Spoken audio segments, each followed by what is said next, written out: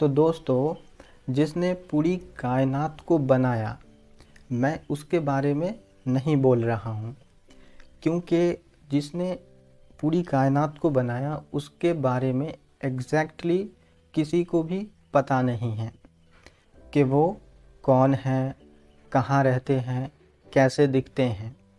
मैं बात कर रहा हूँ ये जो भगवान शब्द है और इस शब्द से जुड़े और भी सिनोनिम्स वर्ड्स हैं, जैसे गॉड, अल्लाह, खुदा, ईश्वर।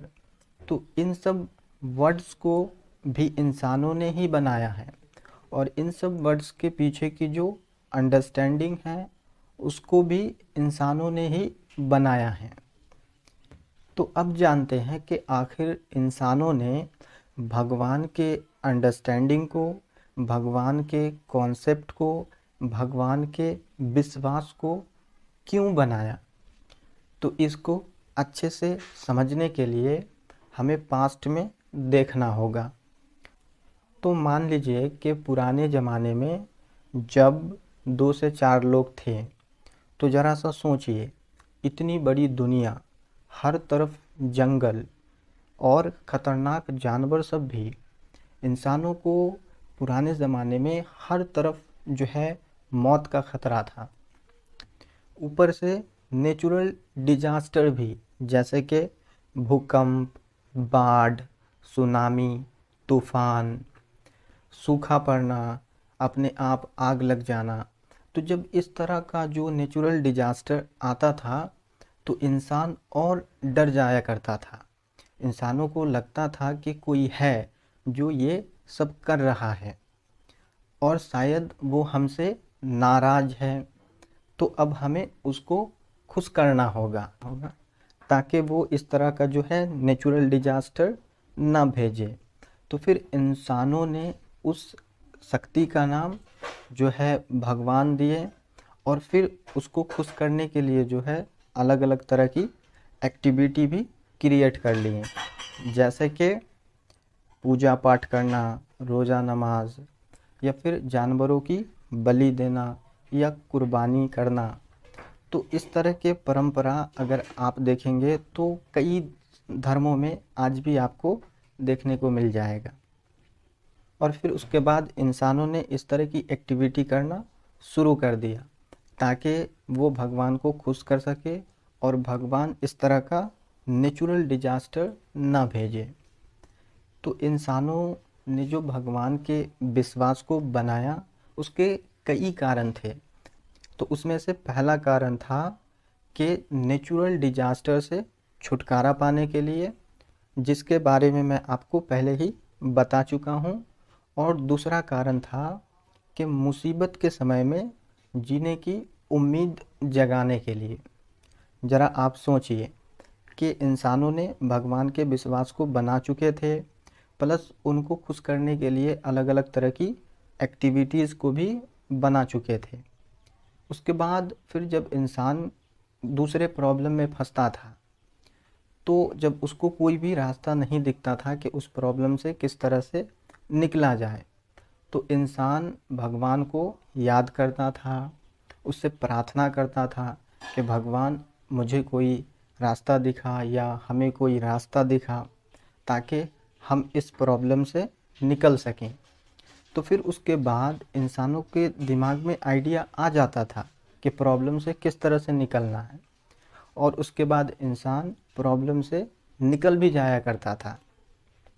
लेकिन इंसानों को लगता था कि उसने भगवान को याद किया, भगवान से प्रार्थना किया, तब जाकर उसके दिमाग में आइडिया आया। तो इस तरह से इंसानों के अंदर जो भगवान को लेकर विश्वास था ना, वो टाइम के साथ साथ और ज़्यादा स्ट्रॉन्ग होता गया और इस तरह से भगवान का विश्वास 2022 तक आ चुका है। तो इंसानों ने जो भगवान को बनाया उसके पीछे का जो मेन कारण था वो कौन था? तो पहला कारण था कि नेचुरल डिजास्टर से छुटकारा पाने के लिए, दूसरा कि मुसीबत के समय में जो है जीने की उम्मीद जगाने के लिए। तो ये दो मेन कारण था पर्पस था जिसकी वजह से इंसानों ने भगवान के विश्वास को बनाया। तो अब मैं आपसे कुछ सवाल पूछना चाहूँगा कि आप जिस भी भगवान को मानते हैं, तो क्या भगवान का विश्वास आपके ब्रेन में पॉजिटिविटी लाता है? क्या भगवान का विश्वास आप में जीने की उम्मीद जगाता है? क्या भगवान का विश्वास आप में दूसरे प्राणियों के प्रति प्रेम की भावना जगाता है? क्या भगवान का विश्वास आप में दूसरे लोगों से मिलजुल कर रहने वाले भावनाएं जगाता है? क्या भगवान का विश्वास आपको बुराई से अच्छाई की तरफ ले जाता है? अगर हाँ, तो आप भगवान के विश्वास को लेकर ज़िंदगी में आगे बढ़ सकते हैं।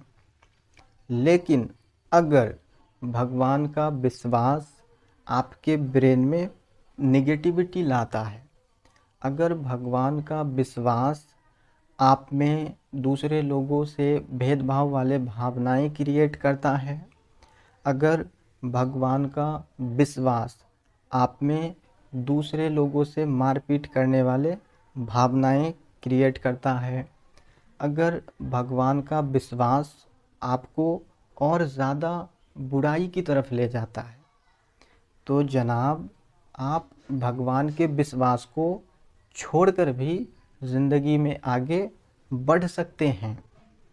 क्यों? क्योंकि हम विश्वास नहीं हैं, हम विश्वास के बियॉन्ड हैं। विश्वास हमारा होता है, इसलिए हम जब चाहें किसी भी विश्वास को बना भी सकते हैं और छोड़ भी सकते हैं। तो दोस्तों, अब मैं उम्मीद करता हूँ कि आप समझ गए होंगे कि भगवान को किसने और क्यों बनाया। तो आज के लिए बस इतना ही। मिलते हैं अगले वीडियो में। Thank you so much for watching this video.